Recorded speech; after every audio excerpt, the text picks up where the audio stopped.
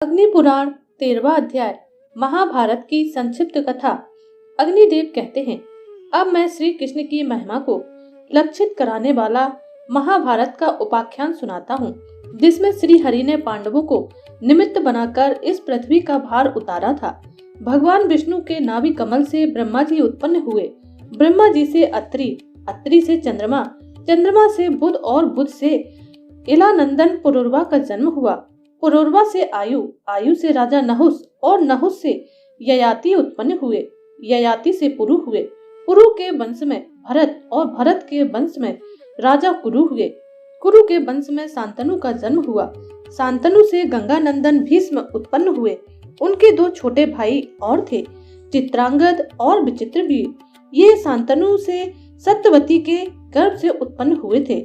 शांतनु के स्वर्ग लोक चले जाने पर भीष्म ने अविवाहित रहकर अपने भाई विचित्रवीर के राज्य का पालन किया। चित्रांगद बाल्यावस्था में ही चित्रांगद नाम वाले गंधर्व के द्वारा मारे गए। फिर भीष्म संग्राम में विपक्षी को परास्त करके काशीराज की दो कन्याओं अंबिका और अंबालिका को हर लाए। ये दोनों विचित्रवीर की भार्याएं हुई। कुछ काल के बाद राजा विचित्रवीर राज्य क्षमा से ग्रस्त हो स्वर्गवासी हो गए। तब सत्यवती की अनुमति से व्यास जी के द्वारा अंबिका के गर्भ से राजा घृतराष्ट्र और अंबालिका के गर्भ से पांडु उत्पन्न हुए। घृतराष्ट्र ने गांधारी के गर्भ से 100 पुत्रों को जन्म दिया, जिनमें दुर्योधन सबसे बड़ा था। राजा पांडु वन में रहते थे। वे एक ऋषि के शाप के कारण सप्त सिंह मुनि के आश्रम के पास स्त्री समागम के कारण मृत्यु को प्राप्त हुए। इसीलिए उनकी आज्ञा के अनुसार कुंती के गर्भ से धर्म के अंश युधिष्ठिर का जन्म हुआ। वायु से भीम और इंद्र से अर्जुन उत्पन्न हुए। पांडु की दूसरी पत्नी माद्री के गर्भ से अश्विनी कुमारों के अंश से नकुल सहदेव का जन्म हुआ।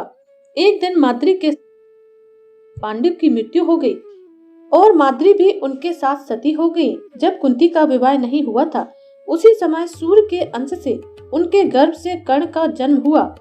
वह दुर्योधन के आश्रय में रहता था। दुर्भाग्य से कौरवों और पांडवों में बैर की आग प्रज्वलित हो उठी। दुर्योधन बड़ी खोटी बुद्धि का मनुष्य था। उसने लाक्षा के बने हुए घर में पांडवों को रखकर आग लगाकर उन्हें जलाने का प्रयत्न किया, किंतु पांचों पांडव अपनी माता के साथ उस जलते हुए घर से बाहर निकल गए। वहां से एक चक्रा नगरी में जाकर के वे मुनि के भेष में एक ब्राह्मण के घर में निवास करने लगे।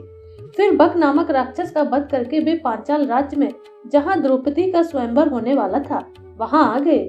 वहां अर्जुन के बाहुबल से मत्स्य भेदने पर पांचों पांडवों ने द्रौपदी को पत्नी के रूप में प्राप्त किया। तत्पश्चात दुर्योधन आदि को उनके जीवित होने का पता चलने पर उन्होंने कौरवों से अपना आधा राज्य भी प्राप्त कर लिया। अर्जुन ने अग्निदेव से गांडीव धनुष और उत्तम रथ प्राप्त किया था। उन्हें युद्ध में भगवान कृष्ण जैसे सारथी मिले थे। तब उन्होंने आचार्य द्रोण से ब्रह्मास्त्र आदि दिव्य आयुध और कभी नष्ट न होने वाले बाण प्राप्त किए थे। सभी पांडव सब प्रकार की विद्याओं में प्रवीण थे। पांडु कुमार अर्जुन ने श्री कृष्ण के साथ खांडव वन में इंद्र के द्वारा दी हुई वृष्टिका अपने बाणों की बांध से निवारण करते हुए अग्निदेव को तृप्त किया था। पांडवों ने संपूर्ण दिशाओं पर विजय पाई। युधिष्ठिर राज्य करने लगे। उन्होंने प्रचुर सुवर्ण राशि से परिपूर्ण राजसूय यज्ञ का अनुष्ठान किया। उनका यह वैभव दुर्योधन के लिए असह्य हो उठा। उसने अपने भाई दुशासन और वैभव प्राप्त सुहद कर्ण के कहने से शकुनी को साथ लेकर द्यूत सभा में जुए में प्रवृत्त होकर युधिष्ठिर और उनके राज्य को कपट द्यूत के द्वारा हंसते हंसते जीत लिया। जुए में परास्त होकर युधिष्ठिर अपने भाइयों के साथ वन में चले गए। वहां उन्होंने अपनी प्रतिज्ञा के अनुसार 12 वर्ष व्यतीत किए। वे वन में भी पहले की भांति प्रतिदिन बहुसंख्यक ब्राह्मणों को भोजन कराते थे। एक दिन उन्होंने 88,000 द्विजजनों सहित दुर्वासा को परितृप्त किया। वहां उनके साथ उनकी पत्नी द्रौपदी तथा पुरोहित धौम्य जी भी साथ थे। 12वां वर्ष व्यतीत होने पर वे विराट नगर में रहे। वहां युधिष्ठिर सबसे अपरिचित रहकर कक नामक ब्राह्मण के रूप में रहने लगे। भीमसेन रसोइया बने थे। अर्जुन ने अपना नाम बृहन्नला रख लिया था।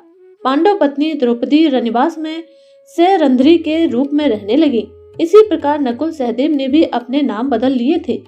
भीमसेन ने रात्रि काल में द्रौपदी का सतीत्व हरण करने की इच्छा रखने वाले कीचक को मार डाला।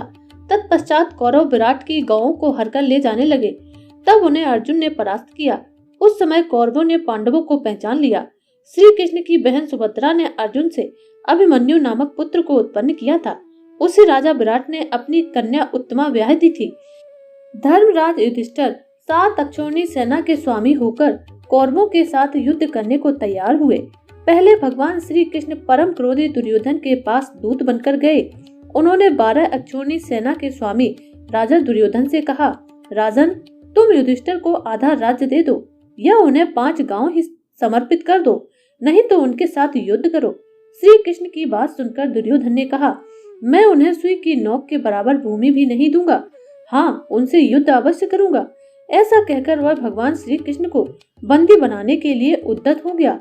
उस समय राज्यसभा में भगवान श्री कृष्ण ने अपने परम सुदर्श विश्व रूप का दर्शन कराकर दुर्योधन को भयभीत कर दिया।